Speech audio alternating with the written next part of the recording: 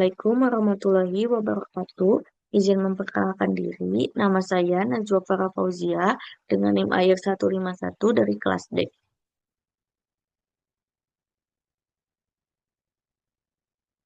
Di sini saya akan menjelaskan tentang konsep dasar dan aplikasi spektrofotometri UV visible untuk identifikasi senyawa organik.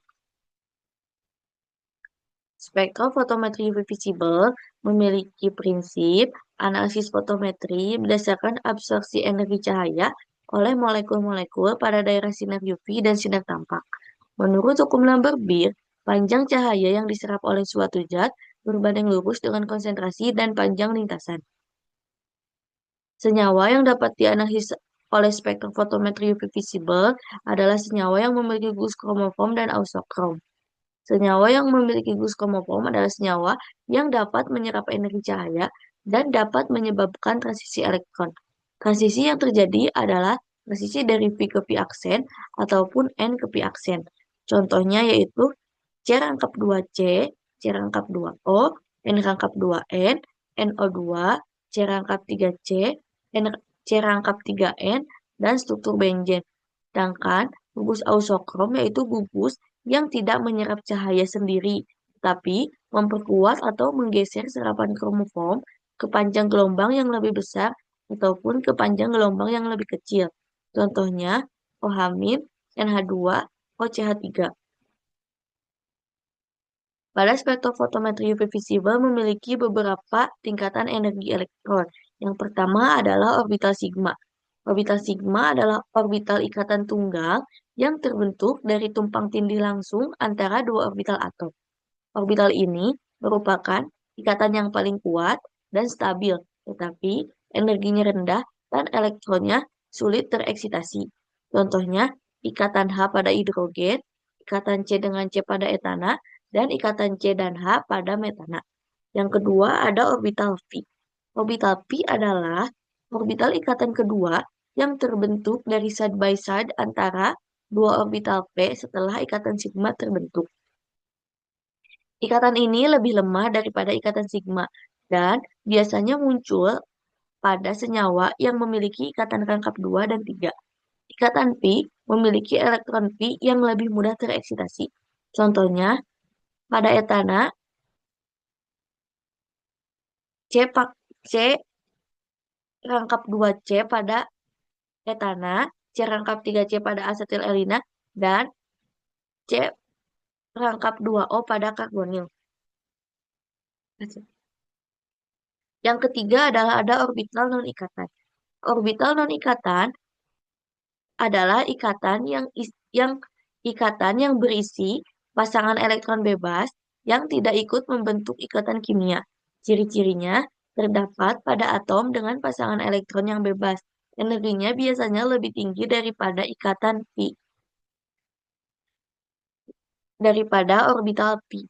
Contohnya adalah ada air, ada amonia, dan ada aseton. Selanjutnya adalah ada faktor-faktor yang dapat mempengaruhi pergeseran panjang gelombang. Pertama ada struktur molekul, di mana semakin banyak ikatan rangkap tunggal, maka lambda maksimal yang dihasilkan akan bertambah atau bertambah ke panjang gelombang yang lebih besar atau batokromik. Selanjutnya adalah gugus fungsional, di mana sifat ausokrom seperti OH dan NH2 akan mengalami batokromik. Yang ketiga ada pelarut, di mana pelarut yang bersifat polar biasanya akan menyebabkan pergeseran berbeda tergantung jenis transisi elektroniknya, bisa ke batokromik ataupun hipsokromik. Yang keempat ada pH. Perubahan ionisasi gugus fungsional dapat menggeserkan lambda maksimal. Yang terakhir ada interaksi antar molekul. Pembentukan kompleks atau ikatan hidrogen dapat mengubah posisi lambda maksimal. Selanjutnya adalah instrumen spektrofotometri UV visible. Seperti gambar di samping, saya akan menjelaskan satu persatu. Yang pertama adalah laser atau sumber cahaya.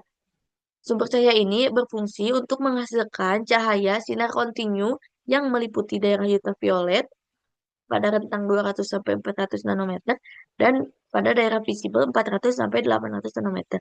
Selanjutnya ada monokromator.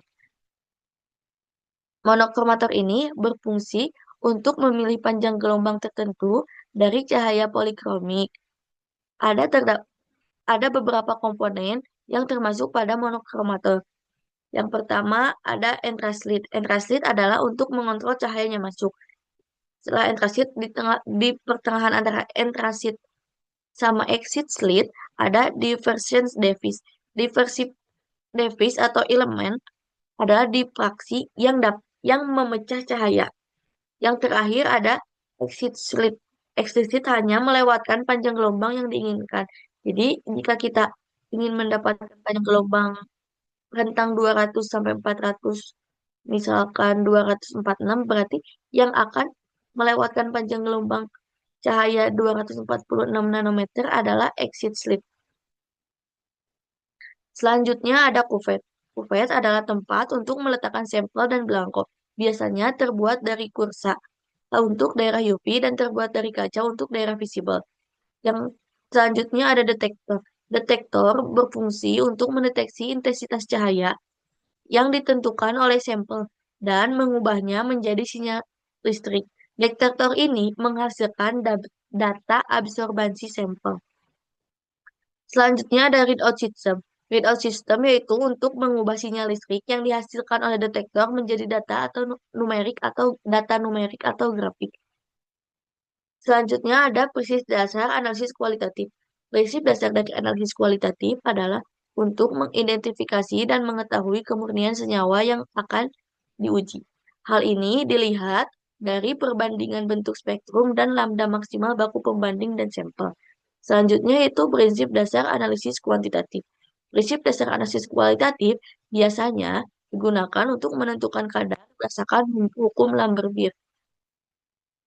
Yang terakhir ada kekurangan dan kelebihan dari spektrofotometri UV visible.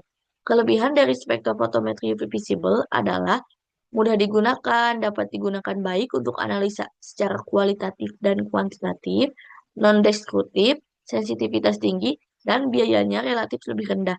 Sedangkan kekurangan dari spektrofotometri sendiri yaitu hanya senyawa yang memiliki gugus ausokrom dan kromokrom yang dapat dianalisis oleh spektrofotometri UV visible.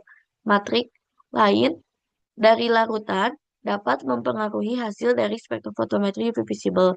Akurasi dan literasinya terbatas, dan resolusi panjang gelombangnya terbatas. Sekian penjelasan dari saya. Mohon maaf bila ada kekurangan dan salah kata. Terima kasih. Wassalamualaikum warahmatullahi wabarakatuh.